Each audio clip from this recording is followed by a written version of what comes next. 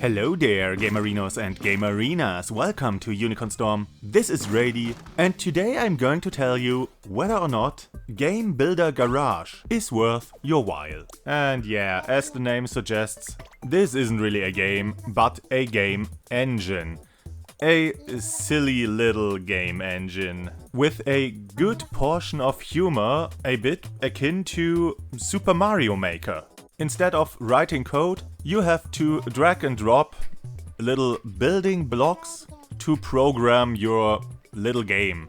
And well, all the blocks have different voices and looks, and during the tutorial they talk to you and make silly quips or tell you about their fears and interests. So yeah, the whole thing doesn't take itself too serious. But aside from that, it's a pretty nifty and powerful tool to design, let's say, smaller games. So this whole engine is designed around the use of nodons, personified nodes. And there's a nodon for pretty much every function you can think of in game design.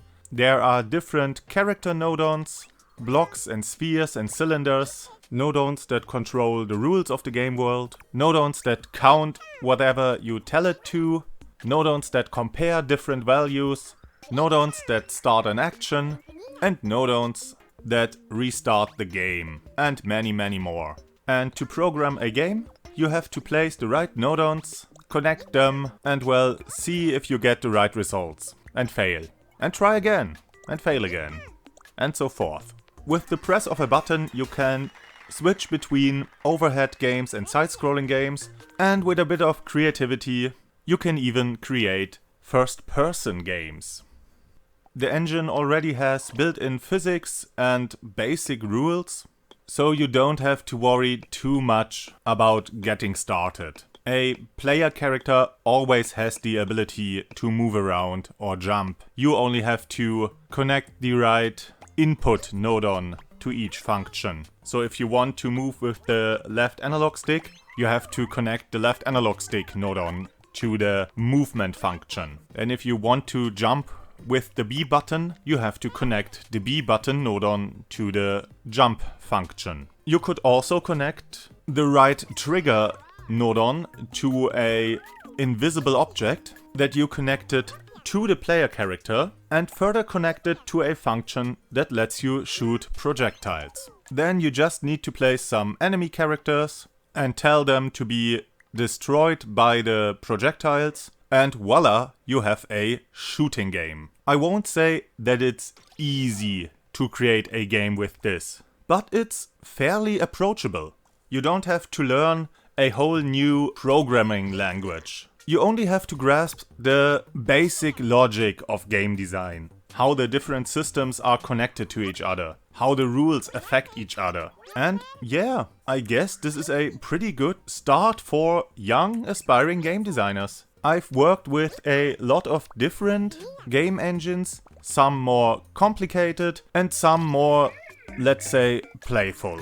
And well, getting started is always a bit tedious. You have to figure out what all the commands mean and how to get the game to behave in the way you want to. And more often than not, you're pretty much on your own. Maybe you get an e-manual to read through walls of text just to hopefully understand what the functions do. And well, if you jump straight into programming, well, you get pretty much the same here. But there's also the tutorial. That is kinda like a programming class. You get a guide that leads you through all the steps in creating a game. You start with a small 2-player game of tag, then a motion-controlled marble labyrinth, and then you get to make space shooters, jump and runs, racing games or 3D platformers. There are 5 or 6 games you can create during the tutorial, and you have to take a quiz in between the different games. Sometimes your guide or the nodons talk a bit too much, but mostly it's not too bad. And step by step you get to learn about the logic of game design. About how the different nodons interact with each other, how you can manipulate them in the settings. You learn how to work with triggers and variables, with conditional branches, and of course with different object states. You can create your own textures and of course your own soundtrack. Well, a bit. You can choose between different styles of music and then manipulate the arrangement. There's a lot of powerful stuff here, and the more nifty game designers can and will create pretty awesome games with this. On a small scale. You won't create the next Zelda with this, or Metroid or Doom, even though people tried. You can't tell an epic story with this. This engine is for small games, for short experiences. I guess you can make a really long and overly complicated labyrinth through which the player has to navigate. But, well, I don't think it's more fun than a smaller, more thoughtful experience. You can use this tool to create a wacky multiplayer game with weird controls, or to make an first-person breakout game, to create Pac-Man in 3D, and, well, to just have a lot of fun with it. The best thing about this game design tool is how user-friendly it is. With the press of a button, you create a new game world. And by placing the game world object, you can set a theme, lighting conditions, set boundaries to your world, like do you want it in a cube form or as a sphere?